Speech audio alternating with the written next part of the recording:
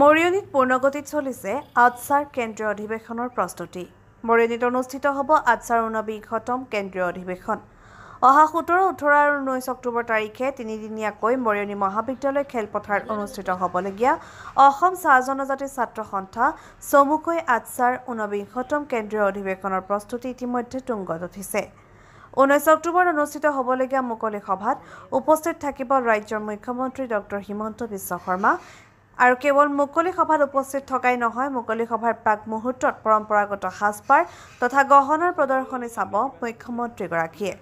এই বিষয়ে জানিবলৈ দিয়ে আটছাৰ সভাপতি ধীৰাজ গোৱালাই। মৰিয়নিৰ পৰা সূৰ্য দাসৰ ৰিপৰ্ট, এনি এক্সপ্ৰেছ।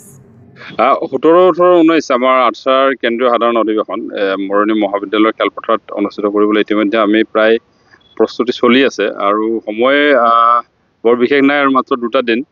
তো আটছাৰ বিভিন্ন প্ৰান্তৰ আমাৰ বিষয়ববীয়াসকল উদযাপন সমিতি লাগি আছে ইয়াতে। আশা কৰিছোঁ যে 17 তাৰিখৰ আমাৰ যিসমূহ কাৰ্যসূচী আছে, 17 তাৰিখে আচলতে আমাৰ আৰম্ভণিতে সন্থাৰ পতাকা উত্তোলন হ'ব। আৰু তাৰপিছতে আমি এটা শিক্ষামূলক প্ৰতিযোগিতা ৰাখিছোঁ ৰাজ্যিক ভিত্তিত। অনলাইন ৰেজিষ্ট্ৰেশ্যন ইতিমধ্যে বহু ছাত্ৰ বিশ্ববিদ্যালয় মহাবিদ্যালয়ৰ ছাত্ৰ ছাত্ৰীয়ে অংশগ্ৰহণ কৰিব ইয়াতে। চিত্ৰাংকন প্ৰতিযোগিতা হ'ব, কুইজ প্ৰতিযোগিতা হ'ব, ডিবেট কম্পিটিশ্যন হ'ব। এই গোটেইকেইটা প্ৰতিযোগিতাৰ কাৰণে ইতিমধ্যে বহু সংখ্যক ছাত্ৰ ছাত্ৰীয়ে নামভৰ্তি কৰিছে। 17 তাৰিখৰ নিশা আমাৰ দুলাল মাংকি ডাঙৰীয়া সংগীত পৰিৱেশন কৰিব আৰু লগতে কেইবাগৰাকী জনগোষ্ঠীয় শিল্পীয়ে সংগীত পৰিৱেশন কৰিব। তাৰপিছতে 17 তাৰিখে নিশাৰ ভাগত আকৌ আমাৰ আটছাৰ যি ভগ্নী সংগঠন চাহ জনজাতি মহিলা সমিতিৰ প্ৰতিনিধি সভা। আৰু 18 তাৰিখে আমি আচলতে সেই দিনটো আমাৰ কাৰণে এটা বিশেষ দিন আছিলে। আমি 19 তাৰিখৰ দিনটো আচলতে এই অনুষ্ঠানত সংগীত পৰিৱেশন কৰাৰ কথা আছিলে সদ্যপ্ৰয়াত আমাৰ সকলোৰে মৰমৰ জুবিন গাৰ্গ ডাঙৰীয়া।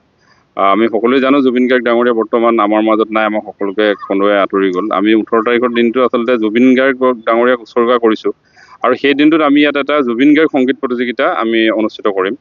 তাৰ কাৰণে আমি অনলাইন ৰেজিষ্ট্ৰেশ্যনৰ কাৰণে আমি এটা ছ'চিয়েল মিডিয়াত আমি আহ্বান জনাইছিলোঁ জুবিন গাৰ্গৰ গীত গোৱা কেইটামান গীত আমি চিলেক্ট কৰি। কিন্তু আচলতে 1.5টা দিনতে আমাৰ যিমান প্ৰতিযোগী অংশগ্ৰহণ কৰিব লগা আছিলে 1.5টা দিনত প্ৰায় তাতকৈ বহুত বেছি হৈ গ'ল, যাৰ কাৰণে আমি অনলাইন ৰেজিষ্ট্ৰেশ্যন বন্ধ কৰি দিব লগা হ'ল। এতিয়া জুবিন গাৰ্গ ডাঙৰীয়াৰ যি সংগীত প্ৰতিযোগিতা, সেই প্ৰতিযোগিতা খুব ভালকৈ অনুষ্ঠিত হ'ব বুলি আমি আশাবাদী।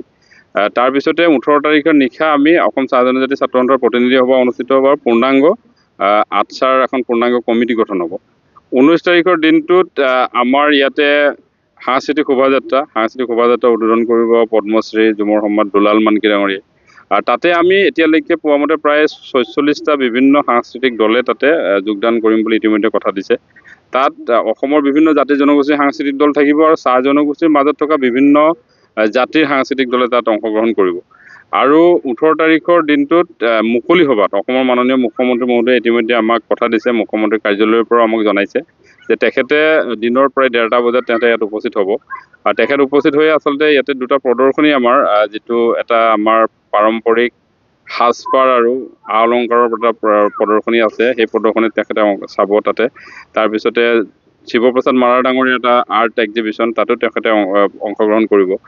আৰু তাৰপিছতে মুকলি সভাত মুখ্যমন্ত্ৰী মহোদয় যাব। তাৰপিছত মুকলি সভাত অসমৰ বিভিন্ন জাতীয় জনগোষ্ঠীয় সংগঠন, সদৌ অসম ছাত্ৰ সন্থা, অসম জাতীয়তাবাদী যুৱ ছাত্ৰ পৰিষদ, টাই আহোম ছাত্ৰ সন্থা, আদিবাসী ছাত্ৰ সন্থা, মৰাণ, মটক, সকলো ছাত্ৰ সংগঠনৰ মূল প্ৰতিনিধিসকল ইয়াতে আহিব।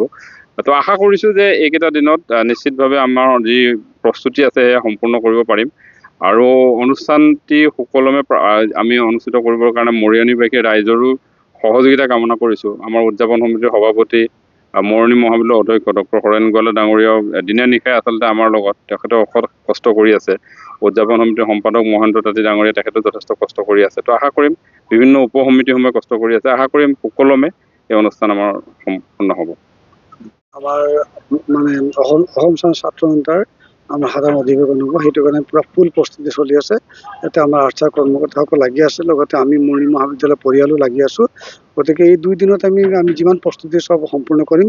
আৰু লগতে আমাৰ 17 তাৰিখে আমাৰ শৈক্ষিক আমাৰ একাডেমিক প্ৰস্তুতি কিছুমান আছে, কম্পিটিশ্যন আছে, যেনে কুইজ আছে, ডিবেটিং আছে, আমাৰ ৰচনা প্ৰতিযোগিতা আছে। এইটো মৰিয়নি মহাবিদ্যালয় আৰু আটছাৰ লগত আমি কলাবৰেশ্যন কৰি পেলাই এটা কমিউনিটি ডেভেলপমেণ্ট কামো আমি কৰিবলৈ আৰম্ভ কৰিছোঁ। লগতে বুক ফেয়াৰো আছে।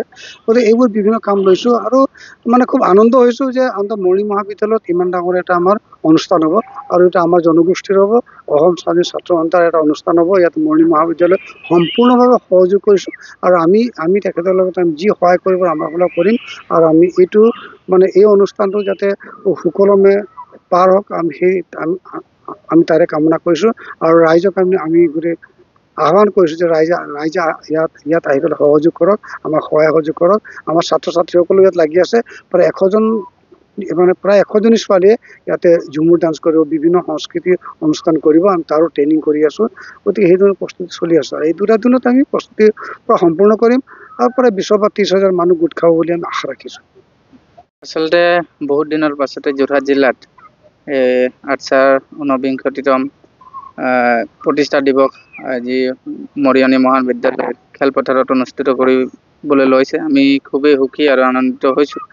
আৰু আজি সদৌ অসম আদিবাসী ছাত্ৰ সন্থা হিচাপে আমি ইয়াতে প্ৰস্তুতিৰ কাম চাবলৈ আহিলোঁ। বৰ ধুনীয়া প্ৰস্তুতি চলি আছে। প্ৰায় 80% কামে সম্পূৰ্ণ হৈছে বুলি আমি বোধ কৰিছোঁ আৰু প্ৰায় দিনে ৰাতিয়ে বহুত কষ্ট কৰিছে তেখেতলোকে আৰু সেই কাম খুব সোনকালে শেষ হ'ব আৰু সম্পূৰ্ণ হ'ব আৰু খুব সুন্দৰভাৱে ইয়াতে উদযাপন কৰিবলৈ লৈছে। আমি সকলোকে ধন্যবাদ জনাইছোঁ।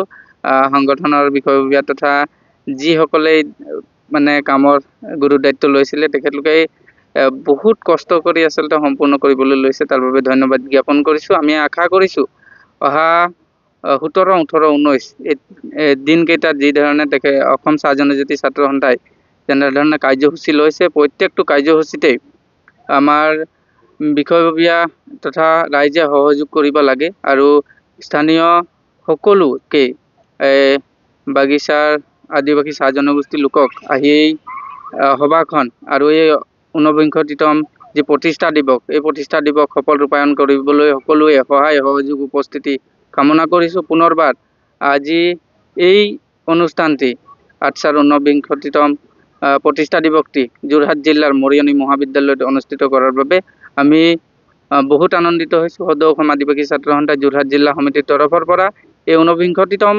আৰ্চাৰ অধিৱেশনত আমাৰ সম্পূৰ্ণ সহায় সহযোগিতা থাকিব।